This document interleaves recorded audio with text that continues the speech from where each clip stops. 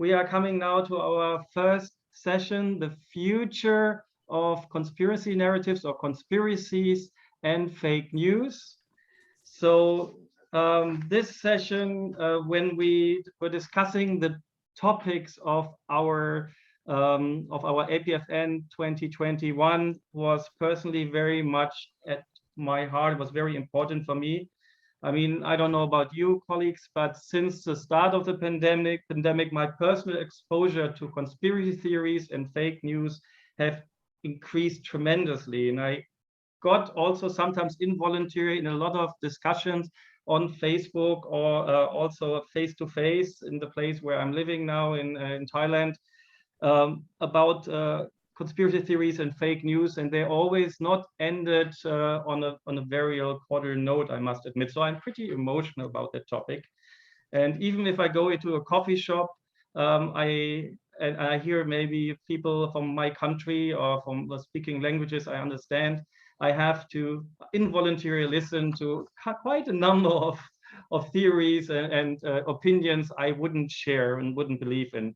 And now even someone next to my house is building, and this person is a top promoter of any conspiracy theory you can find, from 9/11, flat earth, global cabal, reducing the world population, and he tells me I'm a sheep. Although I personally sometimes feel, okay, I'm working with these organizations, I have never noticed anything of that.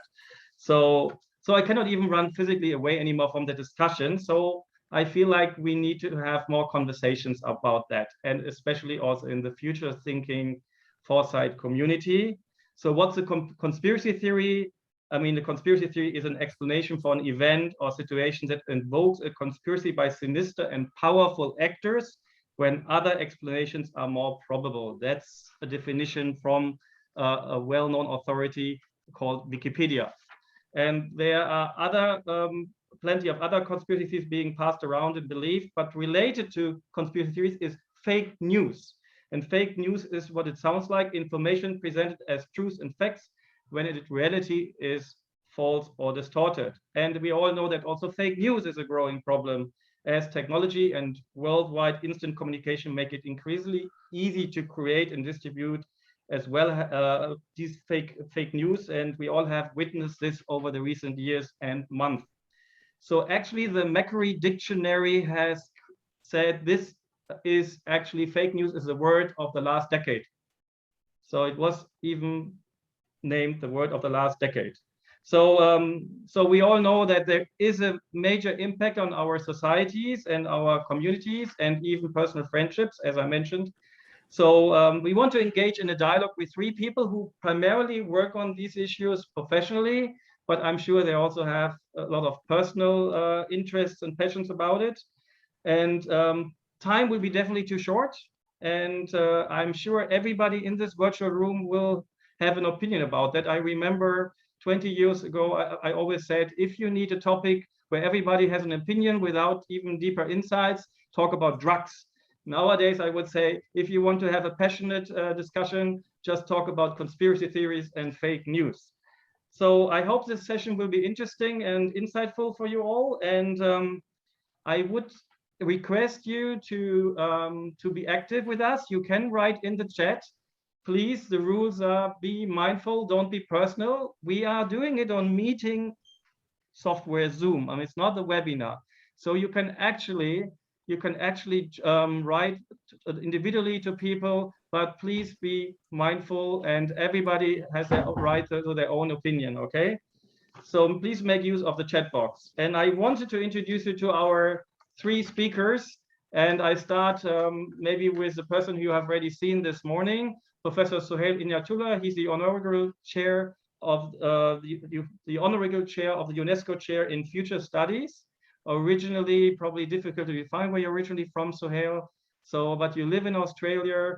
I think Pakistani by birth, spent most of his adult student life in Hawaii. So he's a real global citizen, and he has taught and consulted all over the world, and is one of the most influential people in the world of future studies, may I say so.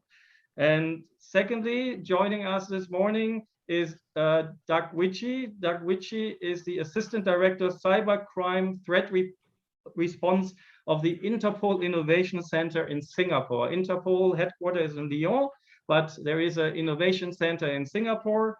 And Doug has actually a 3-decade career in policing and criminal investigations on state, federal, and international level. He's originally from Australia, and I think in 2018, Doug, you moved to Singapore to seconded by Australia to be taking over the branch of strategic innovation, but then recently you moved over to the cybercrime threat response section or division or whatever the correct word is.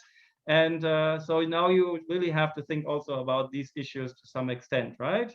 And of course, Doug is also known to some of you because he's also interested in foresight and has already presented on a couple of conferences in that regard. And last but not least, I'm very happy that she's joining us today, Supinya Klangnarong. She's one of the most known person in civil society and beyond in Thailand in the field of media. She recently founded an organization called COFACT, which is a fact-checking platform trying to battle or counter fake news in Thailand. You all know Thailand is also having, in the moment, a little bit a special situation if you follow the international news.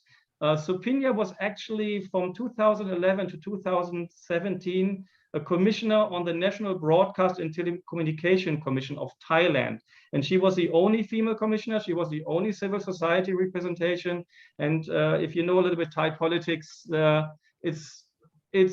call it, I think, in political science, a semi-democracy. And I think on the list of free news, they're not that high as they think they want to be. So so that's a little bit the background, and I hear more from Supinya right now because we're going straight into our conversation. And I think I'm gonna ask Supinya my first question. And Supinya, you have been involved, as I said, a long time in all kinds of media issues for many years. You have recently co-founded COFACT. It's a fact-checking platform, I understand. So why was it necessary to create such an organization, in your opinion, in Thailand? And maybe also in a few sentences, what COFACT is doing. Thank you, Jost, and good morning to everyone. Thank you for having me here. Yes, COFACT, yes, many people ask me what does it mean. COFACT is come from collaborative fact check, which actually we are not original to have it. We learned from Taiwanese model as 2 or 3 years ago when we started to realize that we have to deal with the issue of mis or disinformation, aka fake news.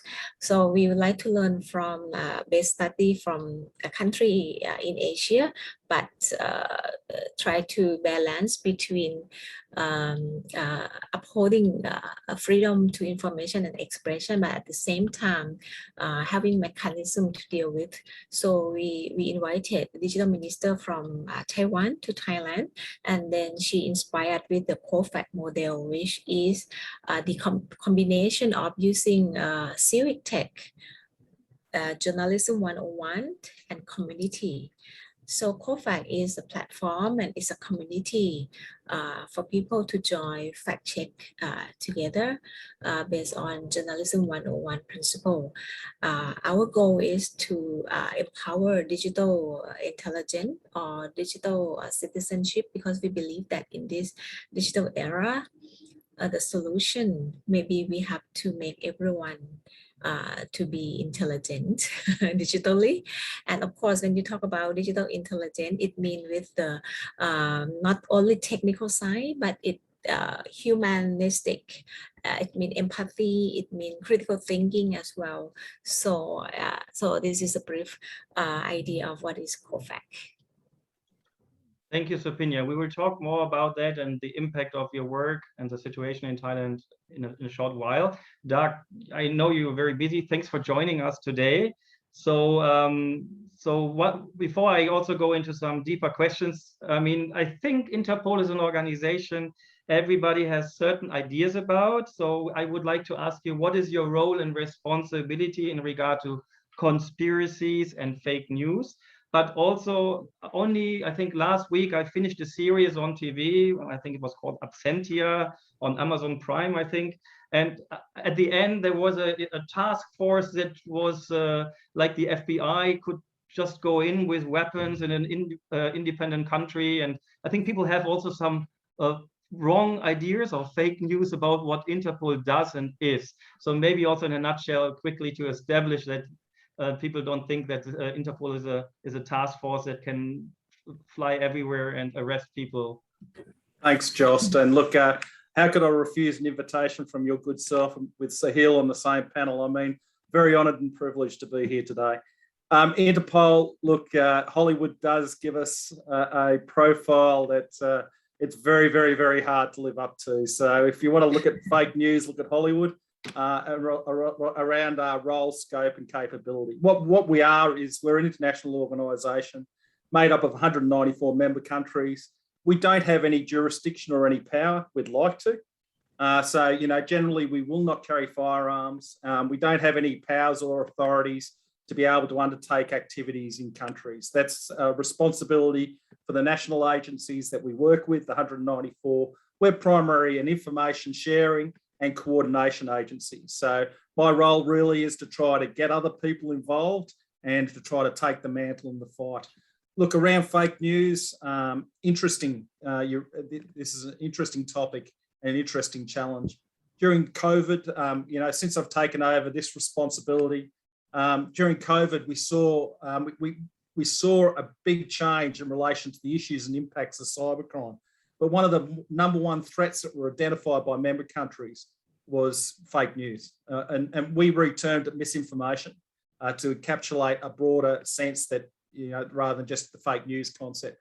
But the use of misinformation by not only criminals, but political parties, political groups, this concept that what we see and what we hear is what we believe, really sometimes blends into, obviously aiding and abetting the development of conspiracy theories. And I think, it's interesting, some of the learnings that I've seen of late, where they've, the state government in Australia used some actors to present some challenges and issues around COVID. And of course, the fact checkers identified them as actors as opposed to real victims. And I think the luster and the importance of that message that the government was trying to put out there was lost because it was fake. So for us, it's a significant risk and vulnerability for us. We're seeing some significant challenges and threats around the use of fake news and misinformation. For us, we obviously are very much focused on trying to disrupt the cyber criminal activity in my current role. As Jost mentioned earlier, I used to be strategic innovation. I had the Futures and Foresight team under my responsibility and role there. Futures and Foresight's very important for us, and particularly in an environment that's very dynamic and very changing at the moment. So, Jost, thank you for the invitation. And we're going to talk more about the foresight work and how foresight influences your work in that regard to fake news and conspiracies in a moment. Sohail, thanks very much for joining this session. When we discussed the topics of APFN, you were also interested. And of course, as I'm so emotional about the topic, I could not be on the panel. So we exchanged often about this topic in the recent months and 1.5 years. And so why are conspiracy theories of interest to you, and why particular now?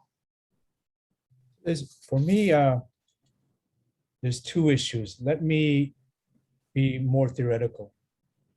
So the issue is our consciousness a friend or an enemy? This is where we start out. Is our consciousness a friend or our enemy? And this is the issue, is the act of knowing how is it related to what we know. And the way to see that as an analogy is there's a burrow, if you read Franz Kafka. I love Rumi, but let's start with Kafka. Kafka talks about a creature who sees danger. So it burrows in the earth. It's burrowing and burrowing towards safety.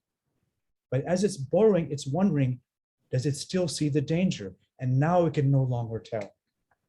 Is the act of digging in the dirt the sound it hears?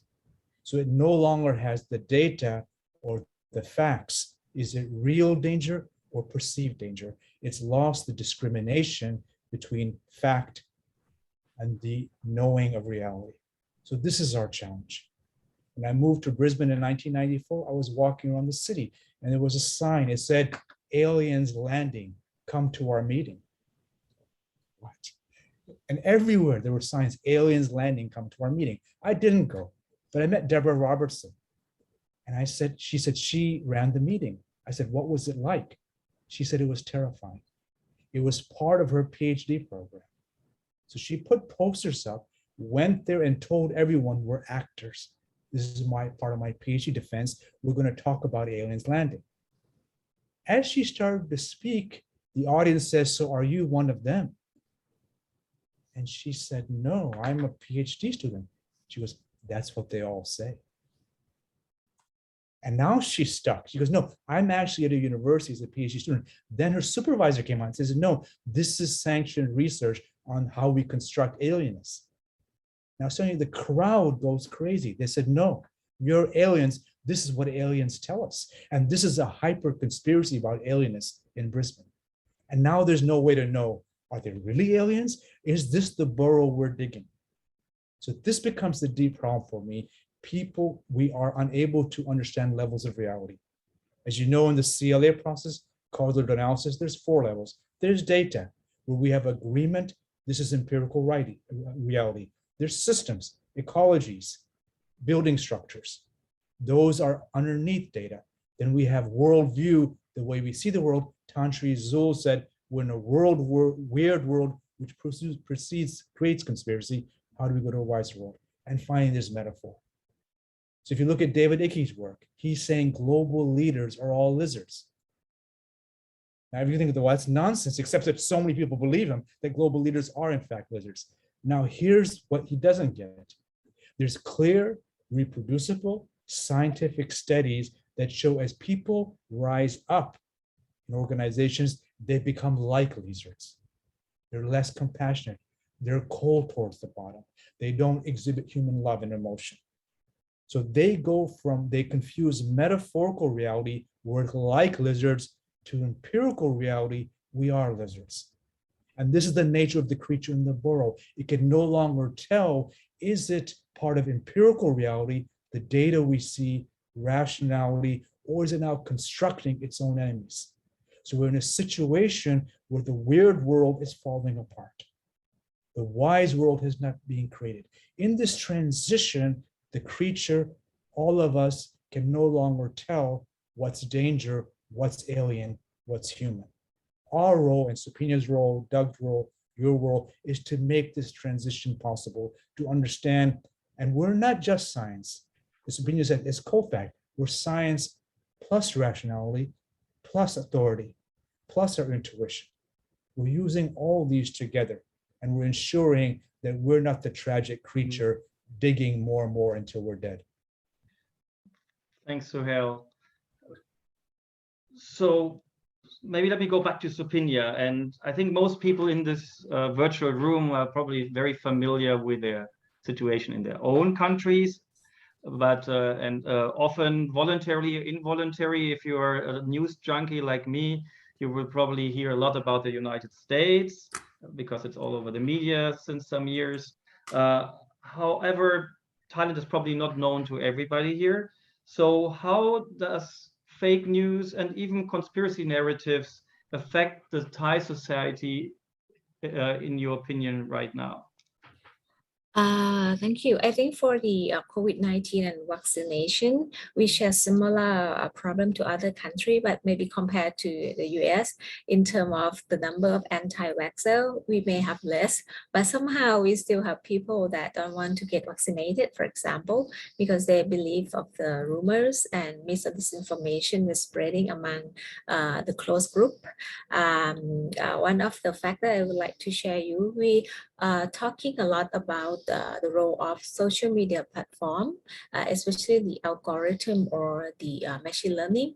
It does matter, but what we found in Thailand that most of the conspiracy theory or misinformation that really have negative impact is forwarded in the closed group. We're using a lot of line application here, similar to WhatsApp And I think that is the effect is not only the application itself, but it's the impact from who forward message to them. They tend to believe, for example, among close group of relatives or close friends, especially senior people, they keep forwarding some story that obvious a conspiracy theory, and they keep forwarding it to among their groups, and then they tend to believe. Of course, not everyone believe in it, but one factor that why it make it a serious and long-term problem, because when you forward information in close group like WhatsApp and Line, and especially in Thai culture, Asian culture, you're my familiar,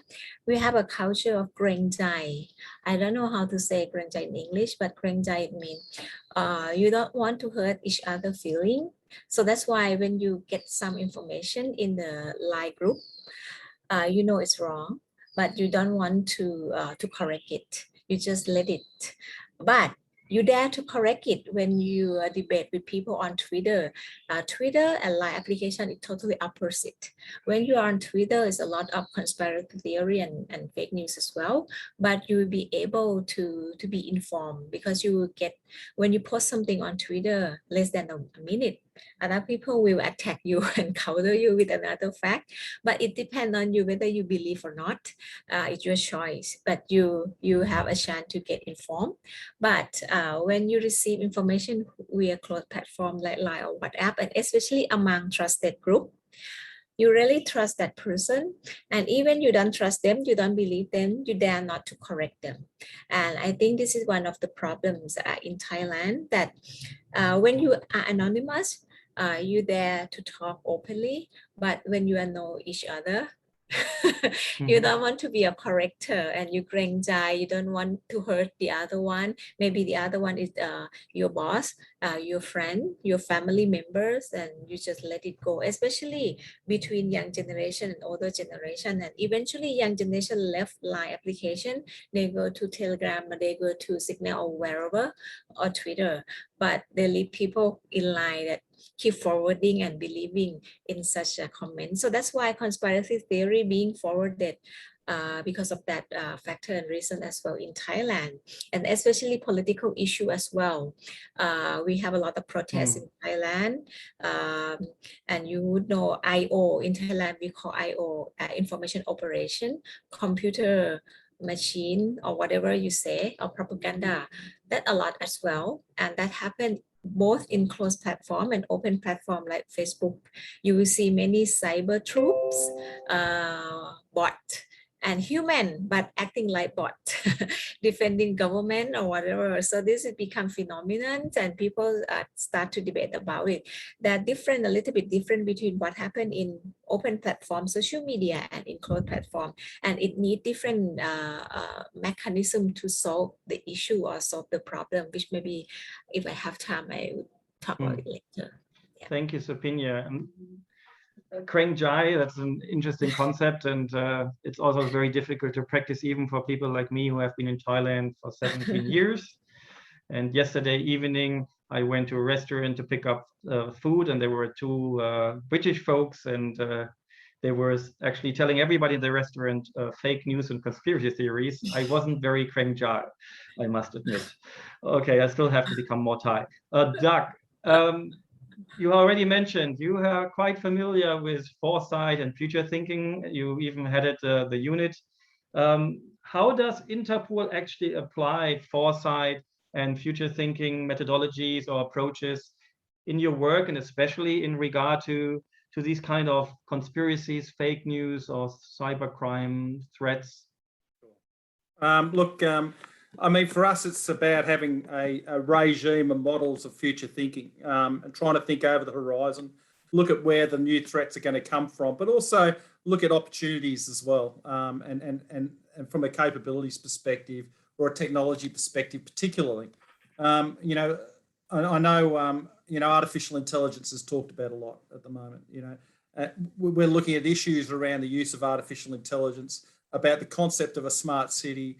You know, where are the privacy limitations for law enforcement access in relation to those issues? What type of guidelines can we provide to our member countries about how this should be applied in an ethical and honest and legitimate manner. So at the end of the day, it's up to each of the nation countries to obviously make that application or apply that policy from an organisational perspective. Around fake news, I think that's a new thing. You know, there's a lot of now technologies that can be applied to look at the manufacturing of fake videos and the spoofing of other people's faces onto processes, so that can potentially be identified. I think the issue is, and look, although fake news is a new term, it's existed throughout our history. You know, people have communicated a message, right, wrong, or indifferently, to try to influence, inspire, direct, or inform a group of people, right? And arguably, if you look at our history is of our communities and some of the historical books, you know, they're written from a perspective that unfortunately has at times a bias or an influence in relation to those types of activities. It's similar in the social media stage. The challenge for us now is the access to a broader audience and a community, so more rapidly challenging for us to be able to circumvent and counteract the potential misinformation activity that goes on. And for us, looking at how we can actually predict and prevent a path that may be worn provides us opportunities, I guess, to mitigate some of the threat and some of the influence that they may have. But look, it's a never-ending challenge, and it's a never-ending cycle of reflection, review, and working through a multitude of different models that obviously the likes of yourself, Jost, and Sohail have coached us through as part of our future and foresight capability with the Interpol. So, you know, it's an ongoing challenge. Thanks, Doug. I just wanted to focus a mini follow-up question of a little bit personal interest here. I think I'm not sure if I remember correctly when I visited Interpol. If you want to be like ahead of the crimes, you know, that are coming, I think it's a quite unique method. If you want to be ahead of the crimes that are coming, you have to look at the leaders in crime to see what might become a general pattern. Is it correct to say that you are actually looking at, let's say, leading crime syndicates or leading criminals, what they are developing new, and to be ready for the future? Well, that's part of it. We can always be reactive, Jost, and try to predict capabilities that organised crime or cyber criminals might adopt or use into the future. I think also too, we have to also look at the technologies as opportunities too, about how we can actually focus that technology on mitigating some of those threats. So it's a two-edged sword in relation to those types of activities. But, you know, also to us, you know, I mean, we're a community of nations, right? How do we respond to a threat that's borderless? You know, and one of the things we're trying to work with our member countries at the moment and trying to get them to think is, if you limit your thinking to a national protection perspective, particularly around issues around cybercrime, you're actually lost the battle before it's even started, or the battle's well underway, but you're really behind the eighth ball before we even start in relation to that thinking. And you know, I've walked into forum meetings on regional focuses, and I won't name the regions because I don't want to embarrass any particular group, but some of these regions limit themselves to just that region as well. And we really need to have a global perspective, a global response, you know, so we need to think globally, although we obviously can only act locally, but without that global perspective, we're losing the fight before it even starts.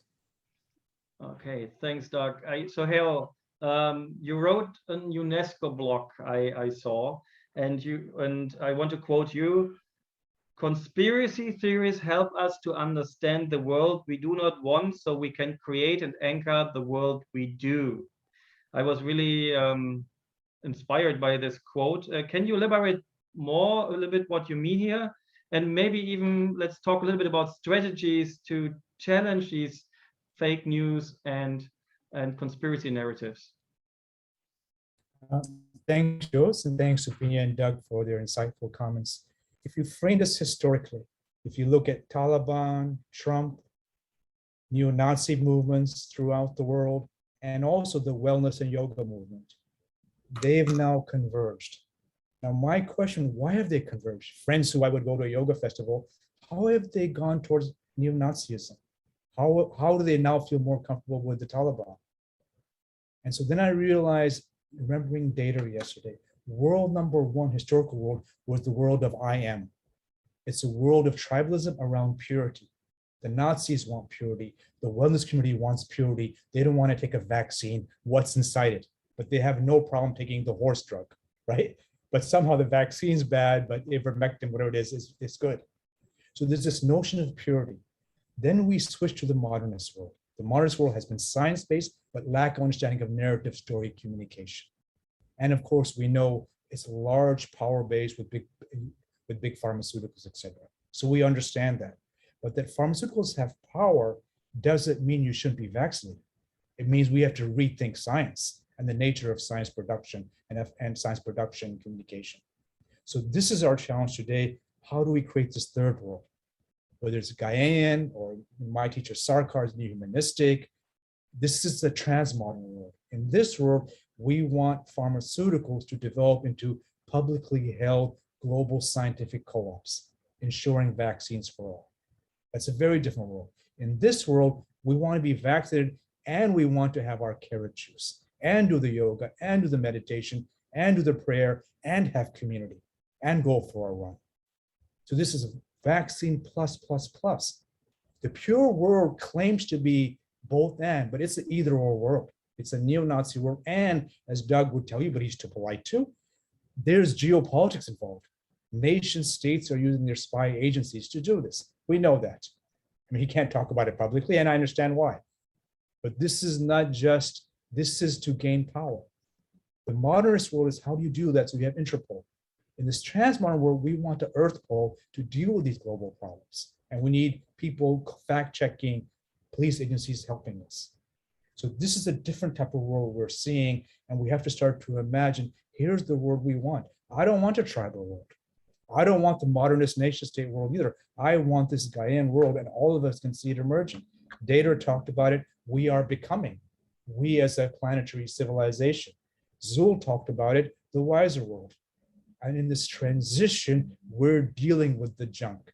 The junk is conspiracy. The junk is fake news. It was always there, but its amplification through geopolitics and use of technology has ensured it's in our face all the time. For me, it's painful. My grandmother lost 5 siblings because of smallpox. My great-grandmother died from bubonic plague. My younger sister died because she couldn't get a vaccine. So I can see this in my own personal history, the cost where you stay tribal instead of moving towards this transmodernist world where it's plus, plus, plus. So that's the world I want to see. The conspiracy world helped me get very clear. I don't want the tribal neo-Nazi wellness world. I don't even want a modernist world where there's only science. I want this both and alternative world that I feel we're creating. Thank you, Sohail. So let's talk more about the future. And I mean, normally in future thinking, we say we don't do any forecasting, but still, I would like to hear a little bit about this, about your thoughts, how these things will go ahead, and also maybe your recipes for change. So, Doug, in 2019, the FBI, to my knowledge, for the first time, has identified fringe conspiracy theories as a domestic terrorist threat. So how do you personally, or Interpol, maybe you want to clarify that if it's your personal opinion or more the Interpol opinion, see the development in the field of conspiracy theories and fake news in the Asian region? Now I want to talk about one specific Asian region. Well, look, I think, you know, I mean, being able to effectively market a message correctly or incorrectly, either it's based on fact or misinformation, it is almost an art form in a lot of respects if you start to influence individuals and people. Now, if the message is false or if the message is creating harm, fear, or concern, whether it's trying to recruit, inspire, or organise a marginalised community, I think there's risks and issues with that. And you know, look, My Past Life's Counterterrorism. You look at the emergence of Islamic State. They were quite niche in their messaging. They were quite niche in their marketing. They were trying to argue and focus their message to isolated the isolated Muslim community. And they used the Quran and selective messaging out of their religious thing to argue their point and put their message across. Now the problem was it for disenfranchised youth across the communities, it rang a bell for them, and obviously it provided an opportunity to recruit into an environment that presented a broader threat to communities around the world. And so I think the danger is that misinformation can lead to a bigger and more prevalent issue that's obviously the FBI has identified. And I'm not saying that, that the threat's generally not linked to religions per se. It's linked to disenfranchised communities. And I think as a global community, we need to start to look at being more inclusive and ensuring that people aren't feeling disenfranchised. And, some of the issues that have been discussed and mentioned here today around the sharing of vaccines, around, around about the physical distancing, but the social bond, I think that they're key issues. We need to start to bring people closer. We need to start to feel, people need to feel that they belong as a community, so people are less likely to be distanced or disenfranchised. It's for us, it's an ongoing challenge, and it will be an ongoing perspective for us. My area here in Singapore, we're an all hazards threat area around the cyberspace. Obviously, the virtual environment is one of the communication methods, one of the primary communication methods now globally, and I think we're going to have it's going to get worse, unfortunately, before it gets better. The reality is, because I still don't think, and it's issues around geopolitics and a broader issue around those types of challenges. I think we're still going to have some challenges around this. So it's early days in relation to that. So we'll keep fighting the fight, and we'll keep putting our head up and trying to get things done. So. Thanks, Doug. And I already wrote in the chat, so if you have any specific questions, hopefully formulated in a way that our dialogue partners can maybe respond to them, you can put them in now. I saw a comment of Scott Jordan, my fear of fighting fire with fire method, checking conspiracy theories with fact-checking warriors. Supinya, maybe, I don't know if you are in the definition of my colleague Scott Jordan, belonging to the fact-checking warriors, but what is your opinion of the futures of conspiracy theories and fact-checking, given for Thailand, given the really volatile situation we are facing here in Thailand, and what could be done more? I mean, you have COFACT. I mean, we talked a little bit about your work and your impact, but what's missing to really reunite, overcoming the division the country is facing? And I mean, we all agree probably that the Thai society is quite divided and polarized, at least for Thai standards. Yes. Yes, very tough. After we've been working with COFACT for over a year, we learned that fact-checking or verification or debunking, whatever you put the word, is not that easy. It requires technical skill and digital skill in this era. But of course, not only that technical skill, but critical thinking, open-minded. And we found that the basic misinformation, it may be easier to deal with. For example, the rumors about lemonade could cure cancer or COVID-19, for example. That one, based on actually myth, because Thai people really strongly believe in the herbal product, and partly some of them are really efficient, but of course it's how to say, it became a myth. So, but in that level, it's easier to deal with, because when we provide fact, we debunk, people tend to change their mind.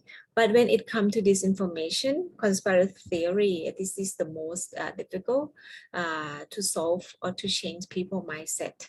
We've been discussing in our group as well, but there are many spectrum of idea. Some people believe that you cannot really change people's mindset.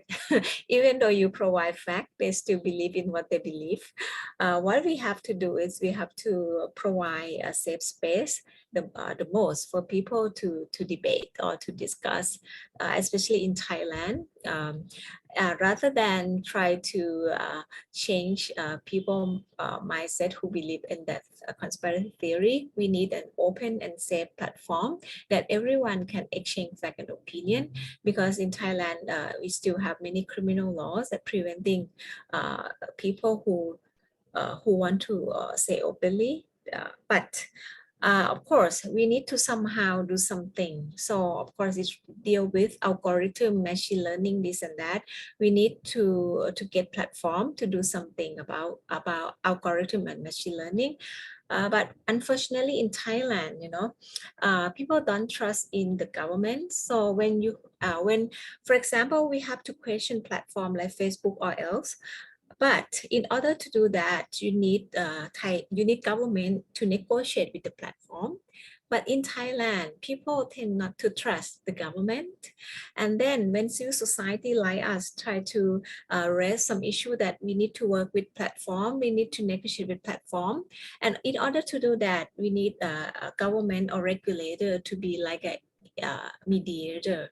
But since people in Thailand don't trust the government, so when you have to choose between government and social media platform, even though people realize that social media platform may be abusing their right or whatever, but without trust in the government, without democratic system, without transparent safe space or whatever you may call, then people tend to trust and defend social media platform rather than collaborate with the government.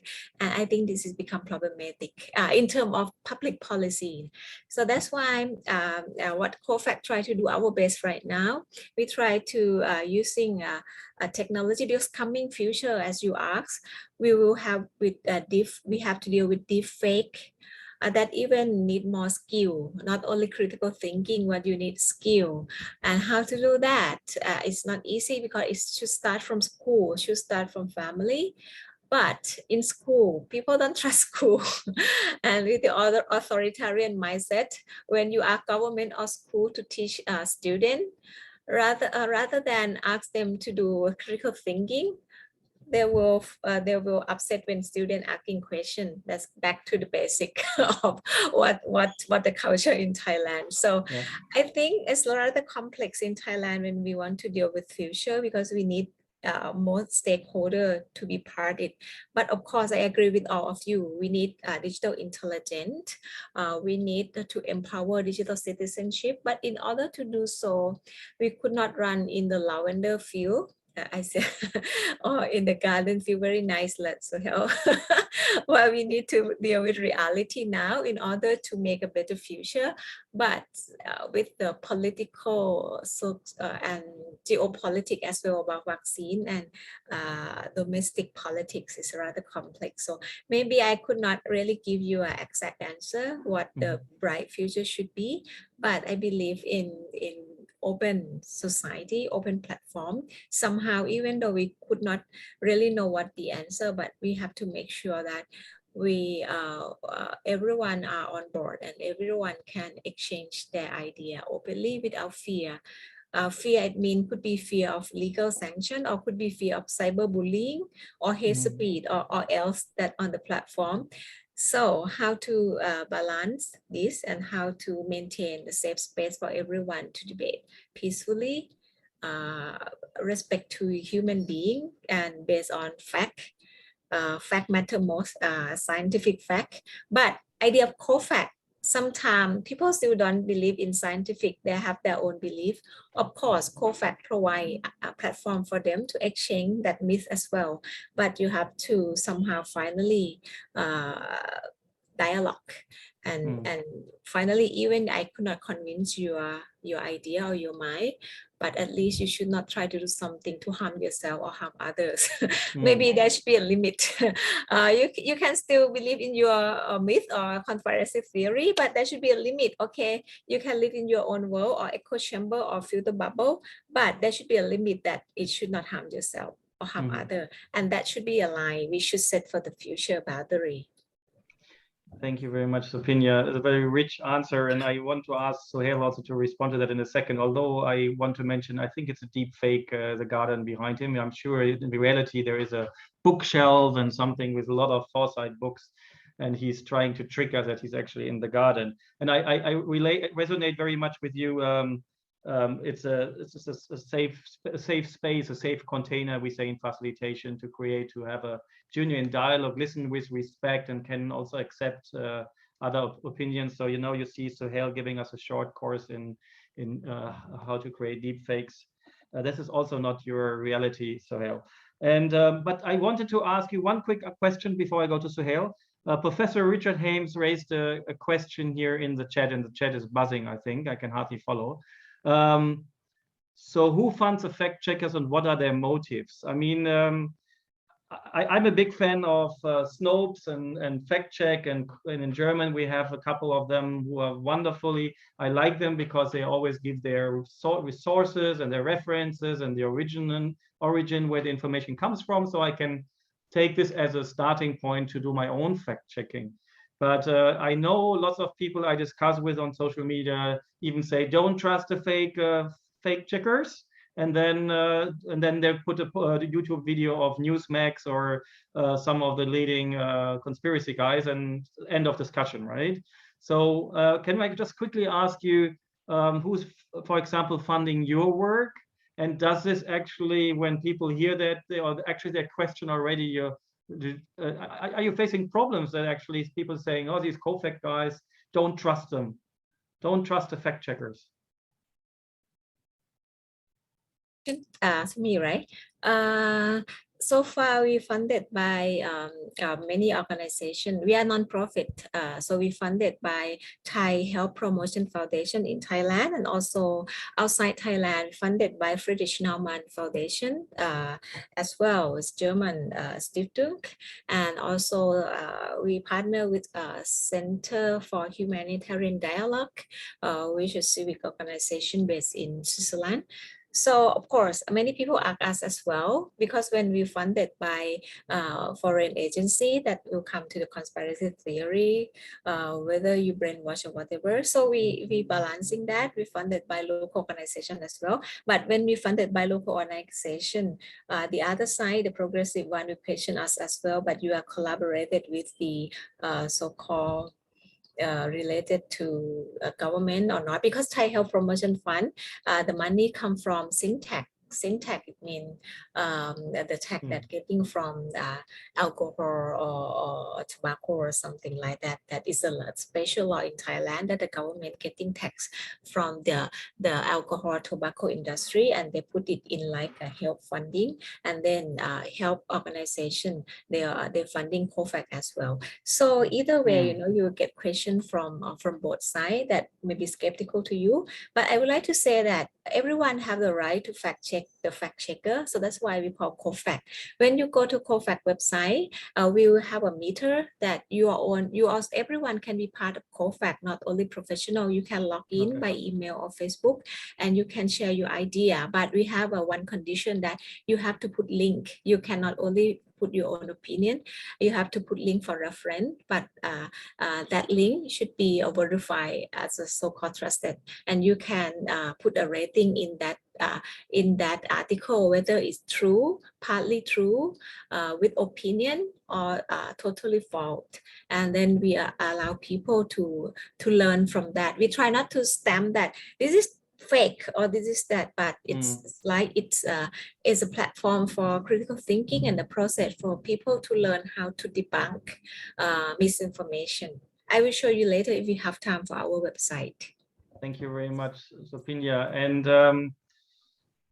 I don't get the impression that fake news and conspiracy theories are getting less in the moment.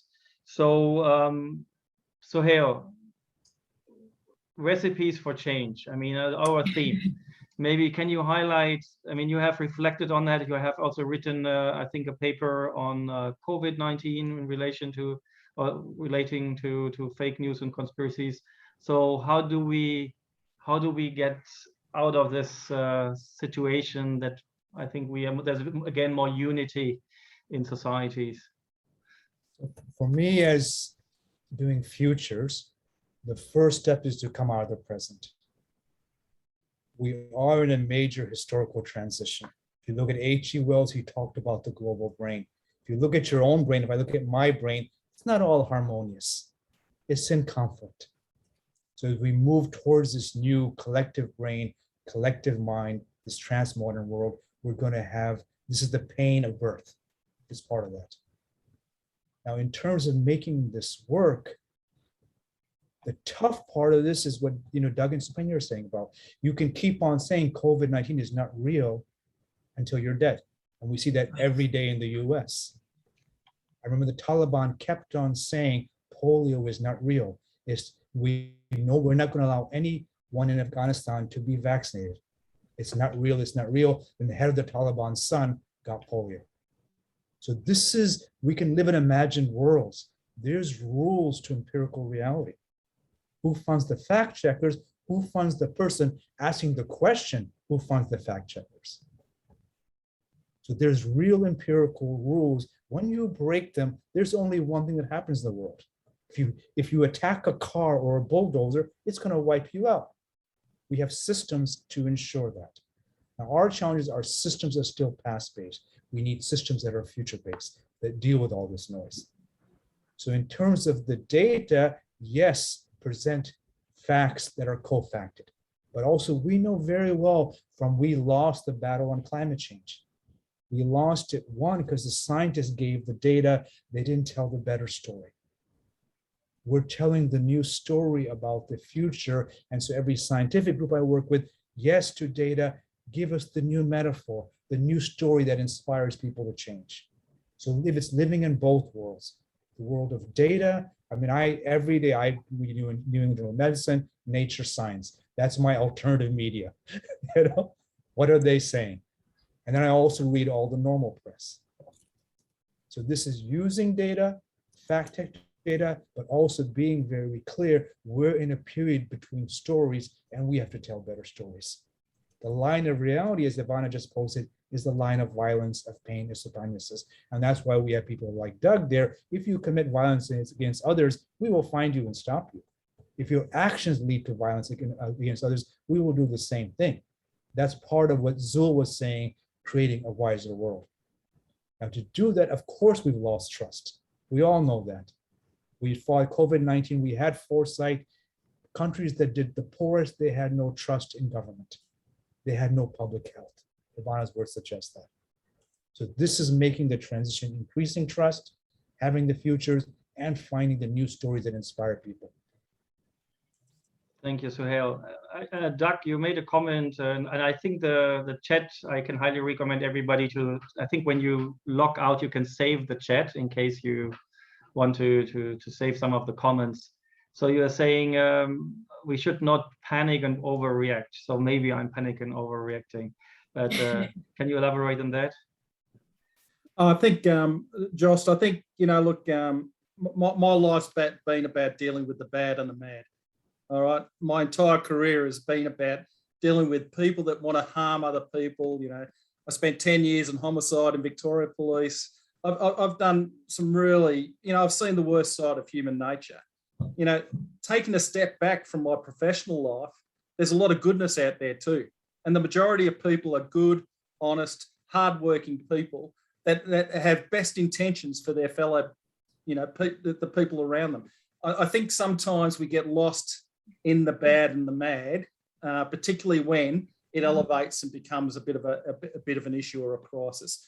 I think what we need to do is be cautious, but just not over over concern ourselves with a fear of what might happen. Let's be cautious. Let's put mitigations and protections in place and try to divert or disrupt activities before they become a crisis. That's, I think, the focus. Thank you, Doug. So Supinya, you, I don't know if we have only 3 minutes left before we have to wrap up. So is there anything you would like to respond to? I know you wanted to check, show us the website, but I think we can see behind you the COFACT.org. Is it also in English? Can we all check that out? On the first page will be in Thai, but when you go to the web board that fact checking is a translation, you can go to read it, but you have to log in via your email or Facebook page. Yeah. Okay, so even non-Thai speakers and non-Thai reading speakers especially, they can actually figure that out, right? Yes, Okay. and we also have chatbot. I forgot to tell you, in order to using Civic Tech, now we develop a chatbot online application. It means that anyone who using closed application like Line, they can just add friend with Line at COFACT, and then it's like a automatic response when you forward a picture, clip, video, or text to our like COFACT, and if it match our machine learning, it will answer you immediately whether this one is verified or not. This is another attempt for us to use in technology, helping people, especially senior people who are only in line application to get fact check, for example. This is another innovative we have done. Yeah. Thank you. So Sherman Cruz, our dear colleague, he's saying he wrote a comment about the role of futurists, and maybe this is maybe one more question or one more thought from Sohail. Futurists must meet the moment, learn, network, figure out how share intelligence, innovate, and act. So how can we, as the people who are either interested in foresight or trained in foresight or actually make a living on foresight and future thinking, how can we support tackling conspiracy narratives and fake news? Is there any plea you want to make to the community? I guess for me, don't be like Franz Kafka's The Creature. Burrow so deep, cannot distinguish between the act of knowing and the reality known. Everyone is an enemy now. Our role, as Doug said, no, we're creating the new future, which means multiple ways of knowing. Science, plus intuition, plus rationality, plus authority, and us actually what the chat is saying is non-violent, which is about emotions and love. We want to create the preferred world and keep on focusing on that. Doug is in charge of the mad and the bad. We're okay. We don't have to do that. We can start to create the good and the great and use many ways of knowing. If you find yourself only using one way of knowing, only have one friend, you know you're in the burrow. You're the creature.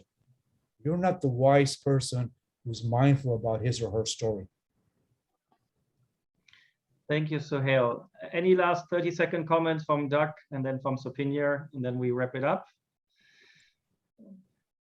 Okay, for me, maybe I would like to end with one quote that we learned from Audrey Tang, Digital Minister Taiwan, when she was asked in the forum in Bangkok that we cannot trust anyone. So what we do? We don't trust media, we don't trust government, we don't trust anyone in Thailand. So who should we trust? So Audrey Tang answer is very wisely. She said that sometimes blind trust is worse than no trust. So she means sometimes no trust is not bad. Right? It's better than you having a blind trust or blind faith.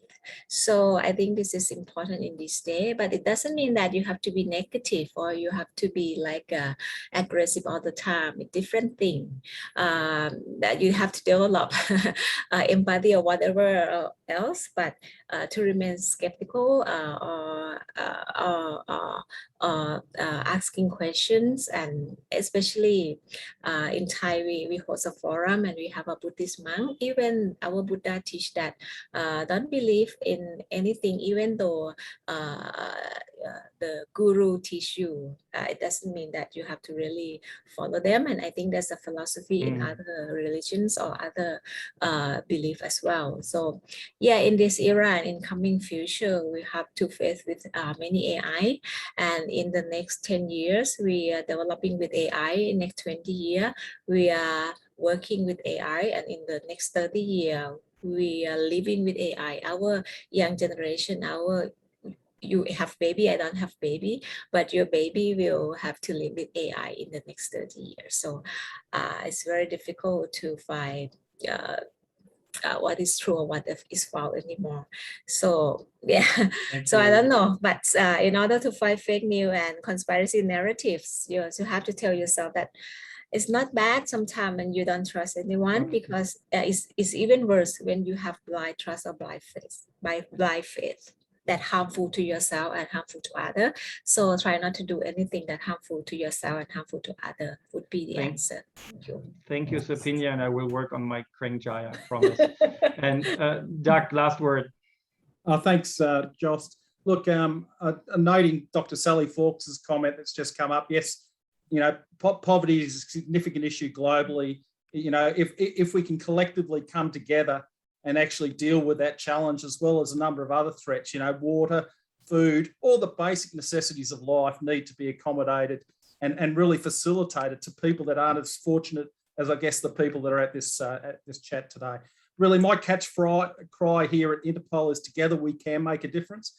And really, it's about being together. It's about coming together on issues and challenges and working through those issues and challenges. It combines trust to a point, but it also talks about thinking beyond, a national priority, and thinking more from a global perspective. So really, I guess that's it for me, Jost. Look, thanks so much for the invitation. Sohail, it's an absolute pleasure being on a panel with you. I'm very privileged and honoured, sir. And Supinya, thank you. It's been really insightful of what's happening in Thailand with the fact checking.